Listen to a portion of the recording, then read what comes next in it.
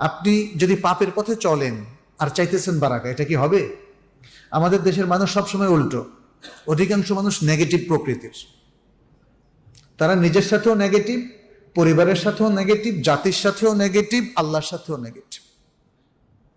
দেখেন ধনী মানুষেরা একদল হাফেজ ডেকে নিয়ে এসে কোরআন পড়ায়া কিছু টাকা দিয়ে দেয়, মনে যেন সমস্ত সব কিনে ফেললো। হবে বলেন তো? সারা জীবন নামাজ পড়ে নাই, কালাম পড়ে নাই, এখন মৃত্যুর সময় পরিবারের সবাই বললো এরে এরে একটা হুজুর ডাইকা নিয়ে আসে, একটু তওবা করাই। বলেন তো এই তওবা তার কোনো কাজ হবে? হ্যাঁ,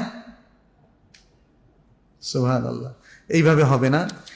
আপনি চলছেন অন্যায়ের পথে, বারাকা আসবে না, বারাকা আসবে না, অবশ্যই আসবে না। বারাকা কেনা যায় না, বারাকা দেন কে? আল্লাহ। তাহলে আল্লাহর পথে চলতে হবে।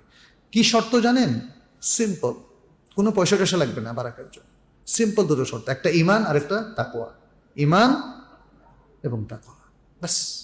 সূরা আল-আরাফের 96 নম্বর আয়াতে আল্লাহ বলে দিয়েছেন, ওয়ালাউ আন্না আহলাল কুরা আমানু ওয়াত্তাকাউ লাফাতাহনা আলাইহিম বারাকাতিন মিনাস সামাই ওয়াল আরদ।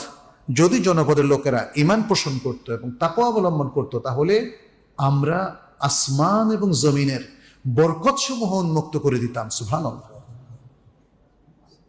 বরকত তো দুই দিক থেকে আসে, আসমান থেকে। আগে আসে কোত্থেকে? আসমান থেকে, পরে জমিন থেকে। তৃতীয় আর কোনো জায়গা আছে? আসমান এবং জমিনের বাইরে আর কোনো জায়গা আছে? জায়গা নেই। তাহলে আল্লাহ বলছেন যত জায়গা আছে সব জায়গা থেকে, সব দিক থেকে বারাকা দিবেন। শর্ত হচ্ছে কি? ঈমান পাকাপোক্ত হতে হবে। আর কি? তাকওয়া। তাকওয়া, ঈমান তাকওয়া থাকলে আর একজন লোক কখনোই বিভ্রান্ত হয় না।